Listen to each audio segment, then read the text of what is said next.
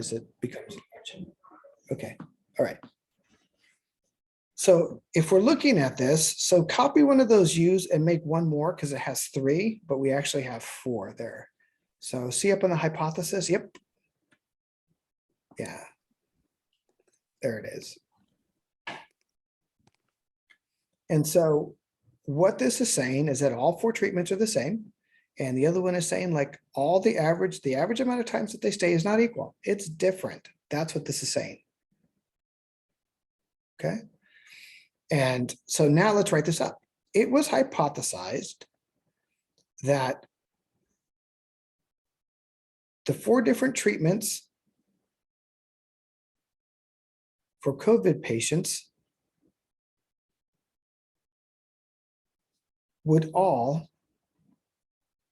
have the same amount of time, would all have the same amount of time in the hospital. They'd all spend the same amount of time in the hospital.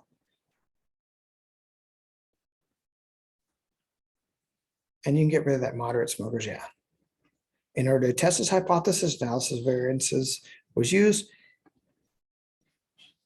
There's sufficient evidence to reject the null hypothesis that all these treatment modalities are the same, or the treatment stay time is the same.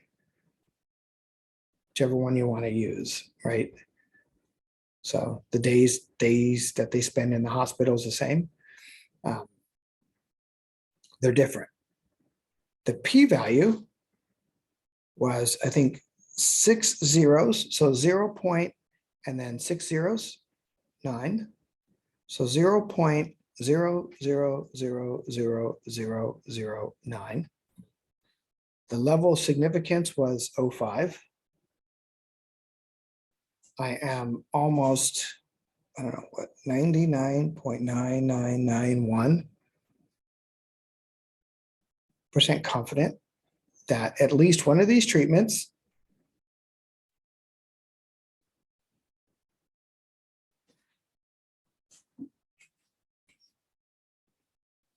decreases the amount of time the patients stay in the hospital, or at least one of these treatments is not equal,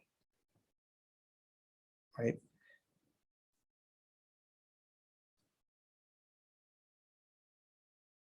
So the sample size was 6, not 30.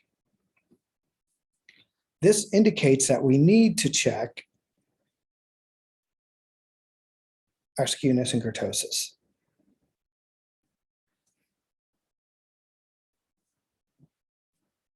Or normality.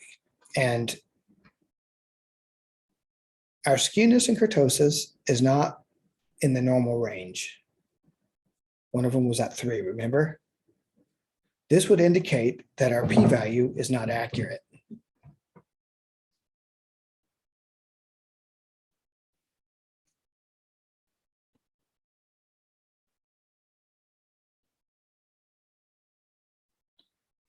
Our sample is a random sample. This would indicate that independence has been met. The assumption of equal variances is met because our lowest standard deviation was 3.6, 3.8, I believe, and the highest was 4.8 within 2 times rule. And the Tukey-Kramer procedure indicated that the people that had the antibiotics and the breathing treatments. Wait, hold on. Sorry, my bad. I zoned out. Can you repeat that again? It's okay. The people that had antibiotics and breathing treatments stayed less time than the people that just did antibiotics or the people that did no treatments. Right? And the people with no treatment stayed significantly longer than people that had, antibiotics, breathing treatments, or breathing treatments and antibiotics.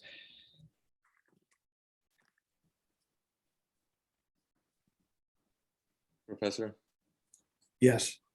So let's say that our skewness, if our skewness is, or like kurtosis is up till 10, right? You said it's Mhm. off, the p-value is off by 1%. About a 1%, close to that, but yeah, roughly. What would be like 10% off? How high would it be at 10%?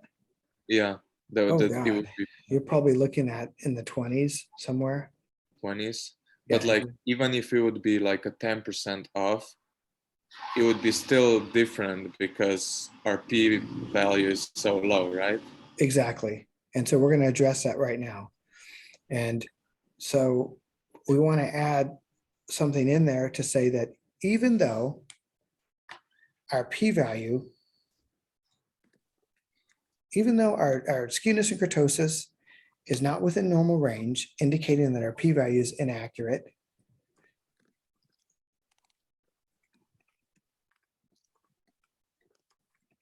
our p-value is so low, we are still comfortable rejecting our null hypothesis.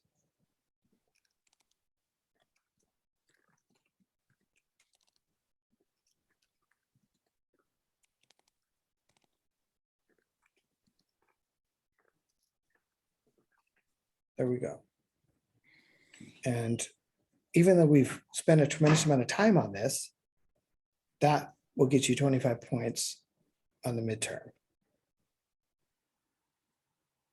And this is key to understanding, the ANOVA is key to understanding regression and all this other stuff. So it puts us in a great position to now start looking at regression. And so maybe I'll move forward to regression and then backwards to chi-square. That way we can just continue on with this thought. Okay. Do you guys need a bathroom break or are you guys good? Good. I'm good. Okay.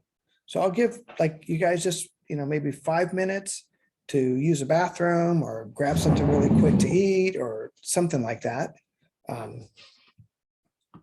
I'll stop